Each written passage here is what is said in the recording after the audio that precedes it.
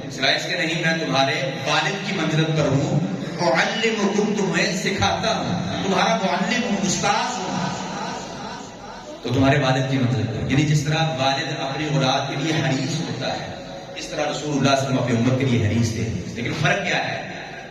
والد اپنی اولاد کے لیے حریص ہوتا ہے، اس کا حرص کیا ہوتا ہے کہ میرے فلاں رشتہ دار کے بیٹے کے پاس، فلاں ہمسائے کے بیٹے، فلاں قریب کے بیٹے کے پاس فلاں گاڑی ہے تو میرے بیٹے کے پاس فلاں ہونی چاہیے، اس کے پاس فلاں ڈگری ہے تو میرے بیٹے کے پاس فلاں ہونی چاہیے، اس کے پاس اتنا بینک بیلنس ہے تو میرے بیٹے کے پاس اتنا. یعنی دنیا کی نعمتیں، دنیا کی جو ہے وہ چدراہٹ، جاہ و جلال، یہ جو ہے وہ والد کا حرص ہوتا ہے. الا من رحم ربی، سارے ایسے نہیں ہوتے، کچھ آخرت کی فکر کرنے والے بھی ہوتے ہیں، لیکن اکثر مسلمان والد جو ہے وہ اپنی اولاد کے بارے میں ایسے ہی حریص ہوتے ہیں. لیکن نبی مکرم صلی اللہ علیہ وسلم وہ والد کی منزلت پر تھے، معلم تھے.